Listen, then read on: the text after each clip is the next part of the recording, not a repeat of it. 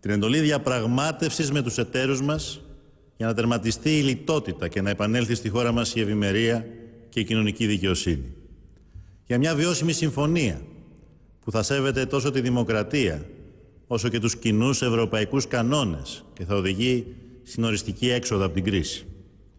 Σε όλο αυτό το διάστημα των διαπραγματεύσεων μας ζητήθηκε να εφαρμόσουμε τις μνημονιακές συμφωνίες που σύνυψαν προηγούμενες κυβερνήσεις, παρόλο που αυτές καταδικάστηκαν κατηγορηματικά από τον ελληνικό λαό στις πρόσφατες εκλογές. Ωστόσο, ούτε μια στιγμή δεν σκεφτήκαμε να υποκύψουμε. Να προδώσουμε δηλαδή τη δική σας εμπιστοσύνη. Μετά από 5 μήνες σκληρής διαπραγμάτευσης, οι εταίροι μας δυστυχώς κατέληξαν στο προχθεσινό Eurogroup σε μια πρόταση τελεσίγραφου προς την ελληνική δημοκρατία και τον ελληνικό λαό. Ένα τελεσίγραφο που αντίκειται στις ιδρυτικές αρχές και αξίες της Ευρώπης, στις αξίες του κοινού ευρωπαϊκού μας οικοδομήματος.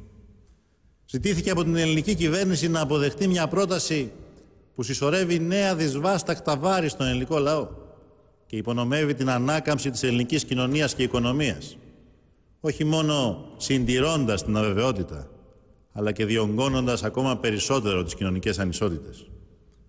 Η πρόταση των θεσμών δυστυχώς περιλαμβάνει μέτρα που οδηγούν στην περαιτέρω απορρίθμιση της αγοράς εργασίας, περικοπές συντάξεων, νέες μειώσεις στους μισθούς του δημοσίου τομέα, καθώς και αύξηση του ΦΠΑ στα τρόφιμα, στην εστίαση, τον τουρισμό, με ταυτόχρονη κατάργηση των ελαφρύσεων στην νησιωτική Ελλάδα. Οι προτάσεις αυτές, που παραβιάζουν ευθέως το ευρωπαϊκό κοινωνικό κεκτημένο και τα θεμελιώδη δικαιώματα στην εργασία, την ισότητα και την αξιοπρέπεια, αποδεικνύουν ότι στόχος κάποιων εκ των εταίρων και των θεσμών δεν είναι μια βιώσιμη και επωφελή συμφωνία για όλα τα μέρη, αλλά στόχος είναι ίσως και η ταπείνωση ενός ολόκληρου λαού.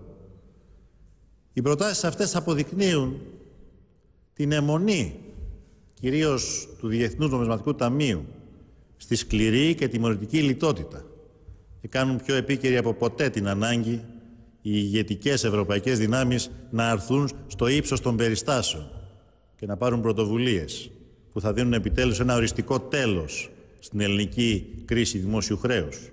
Μια κρίση που αγγίζει και άλλες ευρωπαϊκές χώρες, απειλώντας το ίδιο το μέλλον της ευρωπαϊκής ενοποίησης.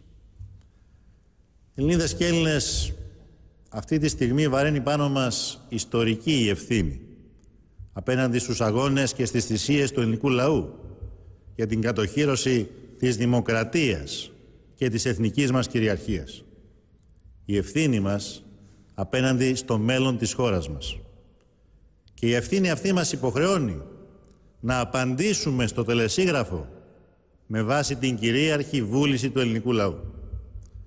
Πριν από λίγο συγκάλεσα το Υπουργικό Συμβούλιο, στο οποίο εισηγήθηκα την διοργάνωση δημοψηφίσματος, προκειμένου ο ελληνικός λαός κυρίαρχα να αποφασίσει. Η εισήγηση έγινε ομόφωνα αποδεκτή. Αύριο θα συνεδριάσει εκτάκτως η Ολομέλεια της Βουλής, προκειμένου να επικυρώσει την πρόταση του Υπουργικού Συμβουλίου για δημοψήφισμα την επόμενη Κυριακή 5 Ιουλίου με ερώτημα την αποδοχή ή την απόρριψη της πρότασης των θεσμών. Ήδη έχω ενημερώσει για την απόφασή μου τον Πρόεδρο της Δημοκρατίας, αλλά και τηλεφωνικά τόσο τον Πρόεδρο της Γαλλίας και την Καγκελάριο της Γερμανίας, αλλά και τον Πρόεδρο της Ευρωπαϊκής Κεντρικής Τράπεζας. Ενώ αύριο με επιστολή μου θα ζητήσω επισήμως από τους ηγέτες της Ευρωπαϊκής Ένωσης και τους θεσμούς ολιγοήμερη παράταση του προγράμματος, προκειμένου ο ελληνικός λαός να αποφασίσει ελεύθερος από πιέσεις και εκβιασμούς, όπως ακριβώς επιτάσσει το Σύνταγμα της χώρας μας και η δημοκρατική παράδοση της Ευρώπης. Ελληνίδες, Έλληνες, στο εκβιαστικό τελεσίγραφο